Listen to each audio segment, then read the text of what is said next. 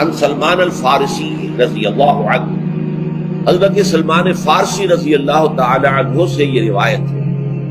حضرت سلمان آپ کو معلوم ہے کہ ایران میں پیدا ہوئے، اور ان کے والد جو ہیں وہ آتش کدے کے بڑے ذمہ دار آدمی تھے، لیکن ان کو نفرت پیدا ہوئی کہ یہ آگ ہم خود جلاتے ہیں، ایندھن اس میں نہ ڈالیں تو بجھ جاتی ہے، ہم کیسے اس کے سامنے ہاتھ جوڑ کر کھڑے ہو جائیں، اس سے دعائیں مانگیں۔ بہرحال اس بنا پر جو بھی چپرش ہوئی، تو جیسے حضرت ابراہیم علیہ السلام کو ان کے والد نے گھر سے نکال دیا تھا، انہیں بھی گھر سے نکلنا پڑا۔ جیسے حضرت ابراہیم نے پھر ہجرت کی تھی اور وہ عراق سے جو ہے شام کی طرف منتقل ہوئے تھے، تو یہ ایران سے شام کی طرف منتقل ہوئے، وہاں جا کر انہوں نے عیسائیت کا مذہب اختیار کیا، راہبوں کے پاس رہے۔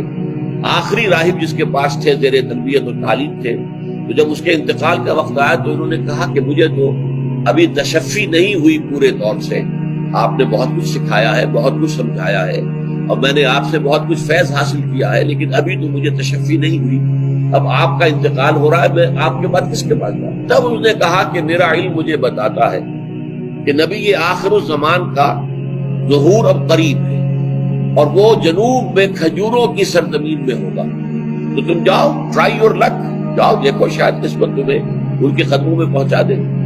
وہ وہاں سے روانہ ہوئے ایک قافلے کے ساتھ، قافلے پر ڈاکوؤں نے حملہ کیا، انہیں پکڑ کر غلام بنا لیا، غلام بنا کر بیچ دیا، لیکن یہ دیکھیے قسمت ان کی کہ مدینے کے یہودی نے خرید لیا، اب مدینے پہنچ گئے۔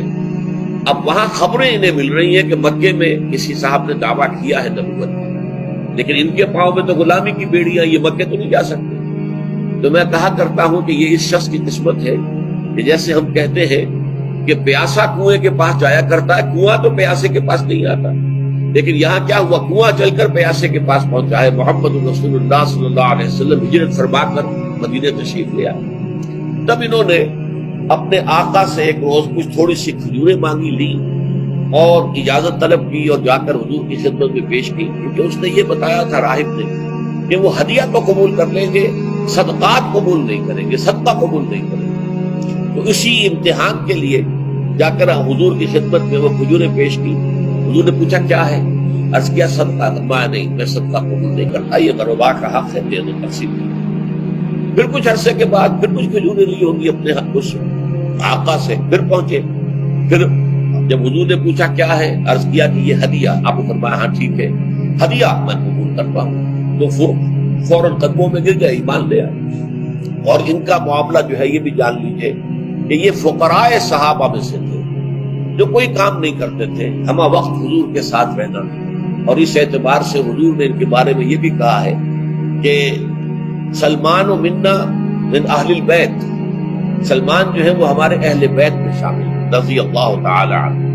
ان کی روایت ہے قال خطبنا رسول اللہ صلی اللہ علیہ وسلم، وہ فرماتے ہیں کہ ہمیں خطبہ ارشاد فرمایا نبی اکرم صلی اللہ علیہ وسلم نے شعبان کے آخری دن، فقال، اور فرمایا یا ایھا الناس، اے لوگو، قد اظلکم شہر عظیم، تم پر ایک عظمتوں والا مہینہ سایہ فگن ہو گیا، ظل کہتے ہیں سائے کو، اظلکم تم پر سایہ فگن ہو گیا ہے، ایک بہت عظمتوں والا مہینہ۔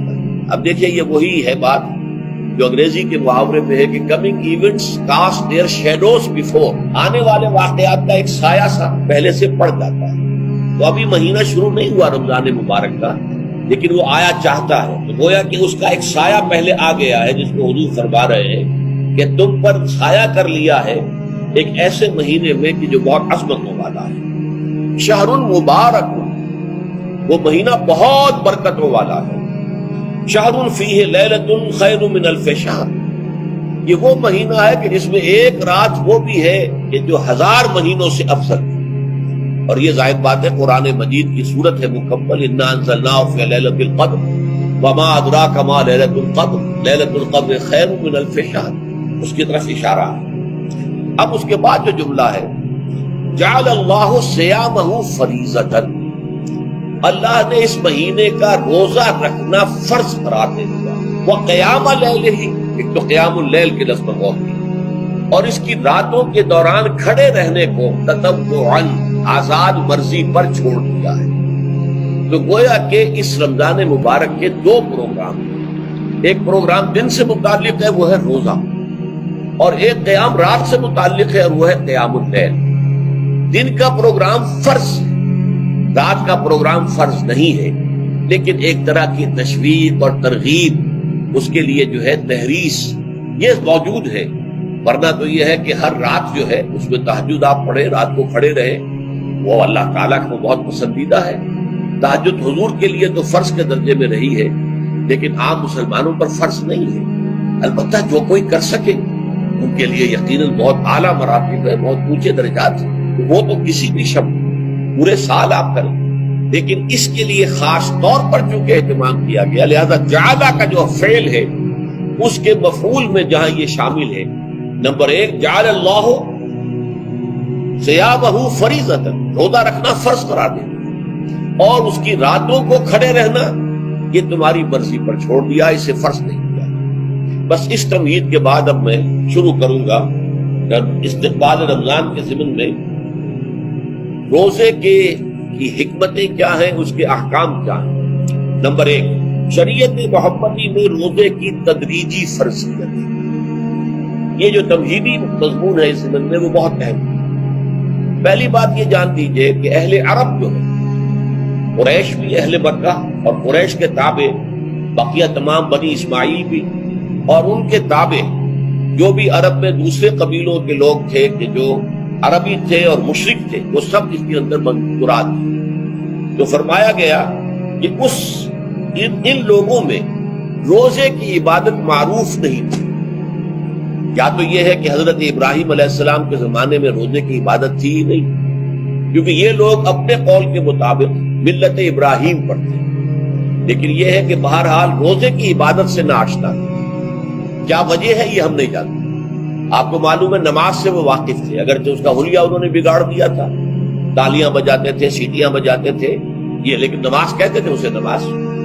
طواف سے وہ واقف تھے، اگرچہ اس کے ضمن میں اتنی گھناؤنی حرکت بھی کی تھی کہ مرد اور عورتیں وہ بالکل برہنہ ہو کر طواف کرتے تھے، تو اسے بہت فضیلت والی بات سمجھتے، بہت خدا رسیدگی کی بات سمجھتے تھے کہ کامل برہنہ ہو کر طواف کیا. لیکن بہرحال طواف تھا.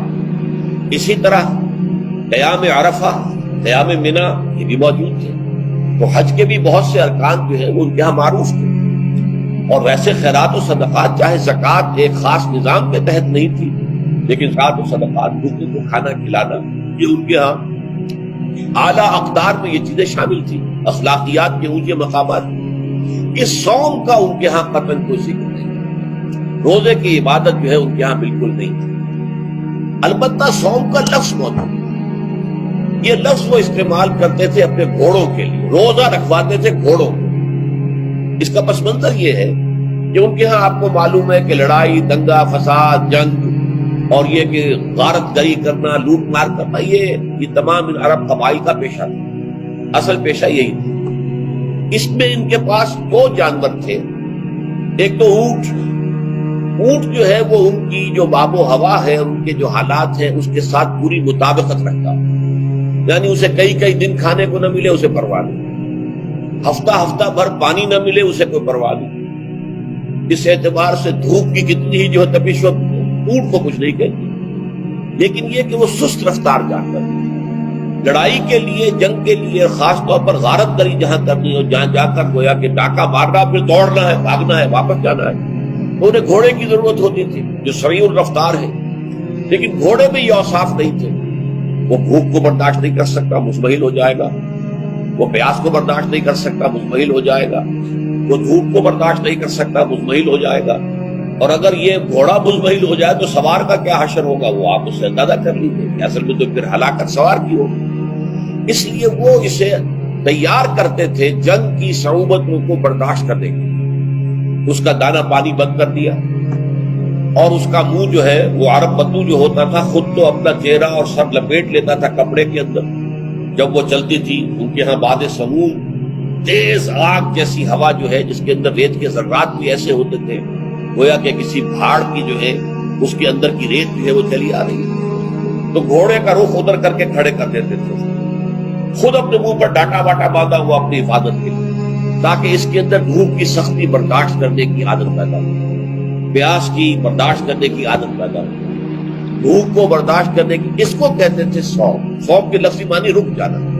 اب یہ کھانے پینے سے رکا ہوا ہے اور یہ دھوپ کی سختیاں برداشت کرنے کے لیے دھوپ کے اندر، اور وہ جو آتی تھی وہاں پہ باد سموم، اس کے اندر بھی اس کا سامنا کرنے کے لیے تیار ہے۔ تو یہ بس منظر ہے روزے کا لغوی اعتبار سے، اور یہ کہ اہل عرب جو ہے پرانے وہ اس عبادت سے ناواقف، لہذا ہمیں پورے مکی قرآن میں اس کا کہیں ذکر نہیں ہوتا۔ البتہ مدینے میں جب حضور تشریف لائے اور صحابہ کرام ہجرت کے بعد، تو یہاں آپ نے دیکھا کہ یہودی جو ہے وہ روزہ رکھتے ہیں یوم عاشورہ کا، 10 محرم کا۔ تو حضور نے دریافت کیا کہ یہ تم 10 محرم کو روزہ کیوں رکھتے ہو؟ تو انہوں نے کہا کہ یہ دن ہماری نجات کا دن ہے۔ 10 محرم کو اللہ تعالیٰ نے فرعون کو غرق کیا تھا اور ہمیں نجات دی تھی اس کے ظلم و ستم سے، تو شکرانے کے طور پر ہم روزہ رکھتے ہیں۔ تو حضور نے فرمایا کہ موسیٰ کے تو پھر ہم تم سے زیادہ حقدار ہیں، ہم موسیٰ کو مانتے ہیں علیہ الصلوۃ والسلام، ان کی عزت کرتے ہیں، قدر کرتے ہیں، تو ہم بھی روزہ رکھیں گے۔ تو آپ نے صحابہ کو حکم دیا کہ عاشورہ کا روزہ رکھیں۔ پھر کچھ عرصے کے بعد اللہ تعالیٰ کی طرف سے حکم آ گیا، اور یہ حکم جو ہے اس رکوع کی پہلی آیت کے اندر ہے، یا ایھا الذین آمنوا کتب علیکم الصیام کما کتب علی الذین من قبلکم لعلکم تتقون۔ لیکن جیسا کہ میں بعد میں بتاؤں گا، یہ حکم صوم رمضان کا نہیں ہے، بلکہ یہ کہ اللہ کے حکم سے پہلے 3 دن کے روزے فرض کیے گئے۔ ہر مہینے کی 13ویں، 14ویں اور 15ویں تاریخ کو روزہ رکھنا۔ اس میں بڑی حکمت تھی، کیونکہ یہ عرب عادی نہیں تھے روزے کے، انہیں تدریجاً ہو کر کرنا تھا۔ ظاہر بات ہے کہ 30 دن جو ہے وہ تو ایک بڑی مدت ہے، اور ظاہر بات ہے کہ مئی کا مہینہ بھی آ جائے گا، اس میں جون بھی آئے گا، جولائی بھی آئے گا، قیامت خیز مہینے آ جائیں گے، تو بڑی ہمت جواب دے جائے گی۔ تو پہلے روزہ ہر مہینے 3 روزے رکھنے کی ان کو مشق کرائی جائے تاکہ یہ عادی ہو۔ یہ 3 روزے اگر مئی میں بھی آ گئے، جون میں بھی آ گئے، تب بھی ٹھیک ہے، اس کو انسان 3 دن کی تو مشقت برداشت کر سکتا ہے۔ تو پہلے یہ کیا گیا، لیکن اس کے ضمن میں یہ حکم دے دیا گیا، اس کو کہتے ہیں وجوب علی التخییر، یہ اختیار دے دیا گیا کہ یہ 3 روزے تم پر واجب کیے جا رہے ہیں، لیکن یہ کہ اگر تم یہ روزے نہ رکھو تو تم فدیہ دے سکتے ہو، 1 مسکین کو کھانا کھلانا صبح و شام۔ یہ ہے وجوب علی التخییر۔ دوسری رعایت یہ دی گئی کہ اگر کوئی شخص ان 3 تاریخوں میں بیمار ہو یا سفر پر ہو تو وہ تعداد دوسرے دنوں میں پوری کرے۔ یہ ہے گویا کہ سب سے پہلا